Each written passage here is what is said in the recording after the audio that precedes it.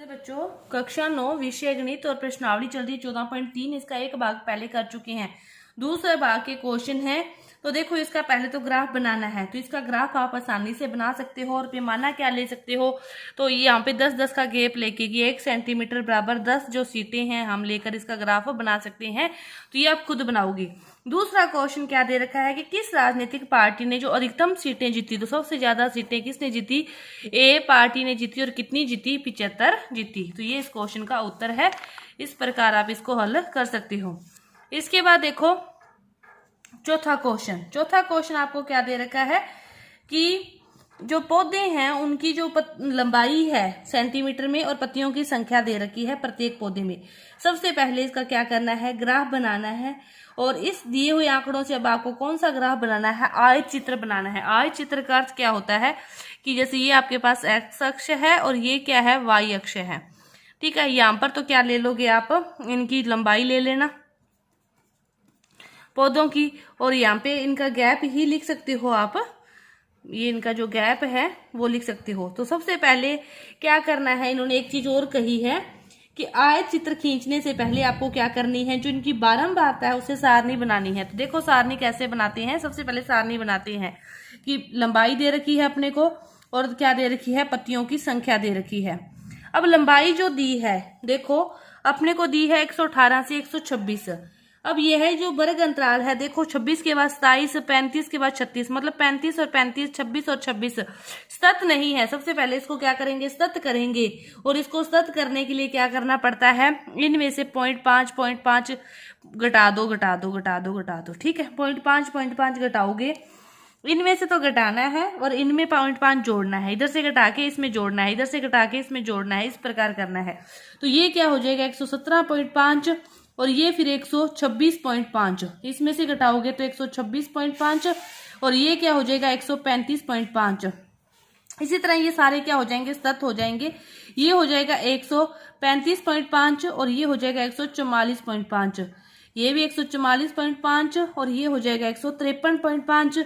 ये सतत बन जाएगा। सतत बनाने के लिए इसकी पहले वाली सीमा में से तो 0.5 घटाना है और बाद वाली सीमा में क्या करना है? 0.5 जोड़ना है। तो ये सारे क्या हो गए? अपने पास सतत होगी। अब ये तो पत्तियों की जो संख्या है वो तो क्या रहेगी? वही रहेगी, सेम रहेगी। इसमें कोई भी फर्क नहीं होगा।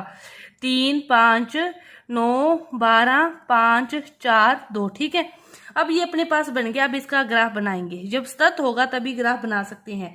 तो देखो इसकी लंबाई क्या होगी? आप यहाँ पे लिख सकते हो, लगातार लिख सकते हो कि ये है 117.5, ये 126.5, ये 135.5, ये 144.5, फिर 144 के बाद क्या है? 153, 53 के बाद क्या है? 162। मतलब कंटिन्यू एक जो डिब्बे पर आप एक चीज लिखते हुए कंटिन्यू लिखोगे। इस साइड क्या है? 1, 2 ही लिख सकते हो आप सीधा। 1, 2, 3, 4, 5, 6 और फिर बना दोगे कि जैसे 117 वाला कितने पर है? 3 पर है। तो 117 से 126 3 पर है। 126 से 135 5 पर है। तो 126 से 137 कितने पर है? 5 पर है। 135 से 144 9 पर है। तो 5 के ऊपर यहाँ पे 9 आएगा। इस प्रकार बना दोगे। ये ग्राफ आप क्या करोगे? खुद बनाओगे। तो इसके बाद इन्होंने क्या है, क्या यह सही निष्कर्ष है कि 153 मिलीमीटर लंबाई वाली पत्तियों की संख्या सबसे अधिक है? 153 मिलीमीटर वाली। अब देखो सबसे अधिक किसकी है? ये 12 है। 153.5 है। तो ये इसके अंदर क्या है? काउंट नहीं है। 153 किसके अंदर काउंट है? इसके अंदर काउंट होता है। पहले भी आपको बताया जा चुका है कि कोई भी सीमा दे रखी है उसका जो आखिरी होता है वो उसके अंदर काउंट नहीं होता जब तक उसमें क्वेश्चन में मेंशन ना हो। तो ये इसके अंदर तो फिर काउंट नहीं है। और अधिक क्या है? यही है। तो आगे वाला तो कम है फिर। तो इन्होंने कहा कि 153 वाला अधिक है, तो वह अधिक नहीं है, वह क्या है? असत्य है। तो ये था अपना चौथा क्वेश्चन। इसके बाद देखो अपने देखते हैं पांचवा क्वेश्चन क्या करना है? ग्राफ ही बनाना है। जीवन काल में लैंपों की संख्या दे रखी है। आपको क्या सब कुछ दे रखा है। पहले देखो सतत है, 400, 400, 500, 500 सारे सतत है। ग्राफ बन जाएगा। इन्होंने भी क्या कहा है? आय चित्र बनाना है। तो देखो वैसे का वैसे ही ग्राफ बनाओगे।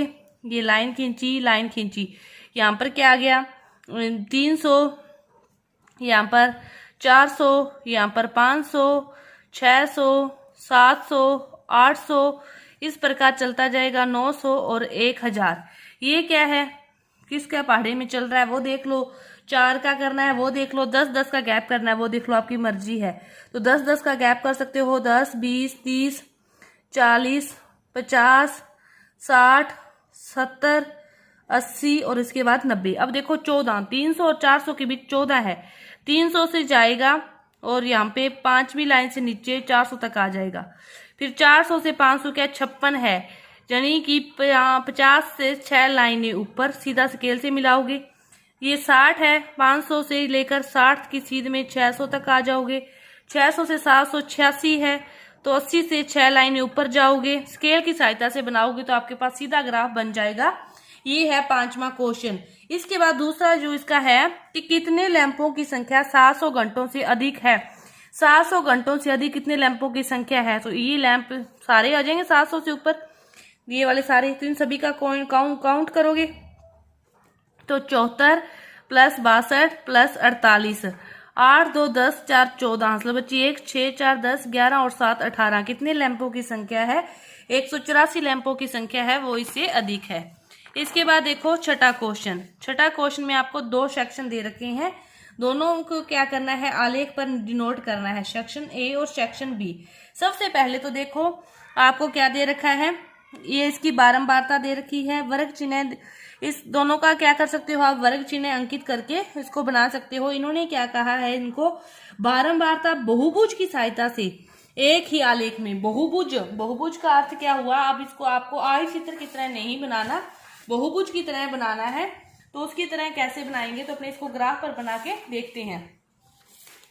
तो देखो सबसे पहले एक सेक्शन का बना लेंगे, फिर दूसरे सेक्शन का।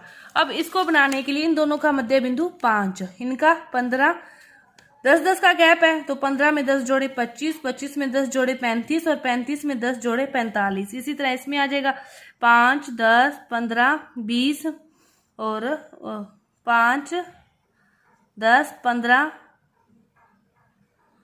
30 और 40 का क्या आएगा, 35 आएगा। इसमें एक चीज सेशन बी में एक चीज मिस होगी, 20, 0 से 10, 10 से 20, 20 से 30, 30 से 40, 40 से 50, सेम तो है।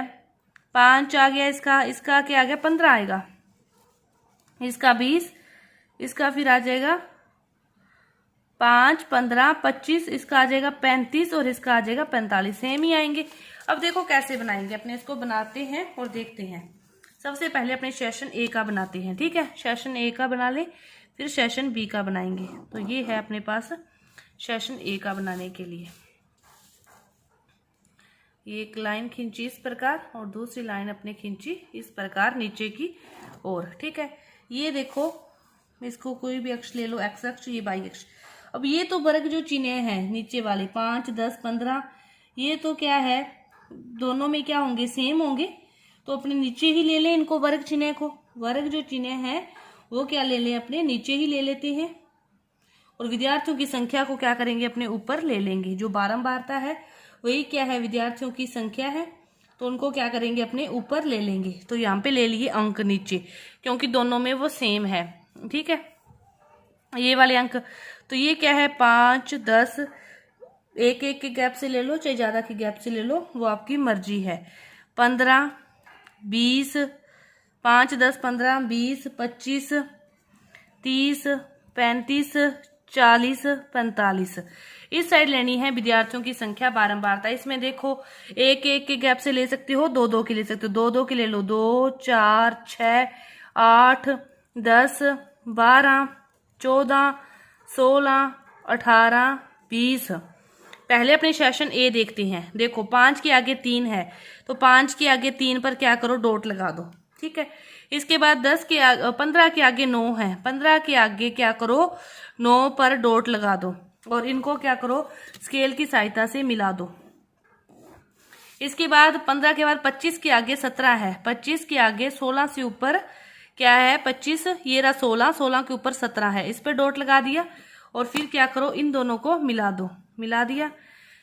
25 के बाद क्या है, 35 के आगे कितना है, 12 है, 35 के आगे कितना है, 12 है, यानी कि 10, 12, ये रहा, 35 के आगे क्या है, 12 है। और फिर 45 के आगे कितना है, 9 है, यानी कि 8 से एक लाइन ऊपर, ये रहा 9। ये आप इसको इससे मिला दो, पहले जैसे जैसे आ रहा है वैसे वैसे मिलाना है, फिर इसको इससे मिला दो। तो ये अपना हो गया ए सेक्शन। ये कौन सा सेक्शन हो गया? A section. अब अपने क्या करना है, इसी को बी सेक्शन के लिए इसी के ऊपर बनाना है। तो बी सेक्शन के लिए अपने देखो 5 के आगे 5 है, तो 5 के आगे 5 है, मतलब 4 से एक लाइन ऊपर ये रहा 5। इसके बाद 15 के आगे 19 है, 15 के आगे क्या है? 19 है, यानी कि 18 से ये वाला, ठीक है। इसको क्या करो, इससे मिला दो, इसको इससे मिला दिया। 15 के बाद क्या आ गया? 25 के आगे 15 है, 25 के आगे क्या है? 14 से एक लाइन ऊपर ये क्या है? 15 है। इसको फिर क्या करो, इससे मिला दो। मतलब लगातार मिलाते रहोगे तो आपको कंफ्यूजिंग नहीं होगी कि किस बिंदु से मिलाना है। 25 के बाद 35 के आगे 10 है, तो 35 ये रहा, 10 ये रहा, ठीक है। इसके बाद लास्ट 45 के आगे क्या है? 1 है, तो 1 ये रहा। अब क्या करो, पहले इसको इससे मिला दो, फिर इसको इस 1 से मिला दो। तो ये कौन सा सेक्शन हो गया? ये अपने पास हो गया बी सेक्शन। ये कौन सा सेक्शन हो गया? B section. तो ये था अपना छठा क्वेश्चन कि ए सेक्शन और बी सेक्शन के लिए आपको क्या करना है? ग्राफ बनाना है, इस प्रकार बनाना है, बहुभुज बनाना है। तो इस प्रकार अब देखो, दोनों को अध्ययन करने से अपने को क्या पता चलता है कि जो सेक्शन ए के विद्यार्थियों के जो प्राप्तांक है, देखो सेक्शन ए के वो सेक्शन बी के विद्यार्थियों से क्या है? बेहतर है।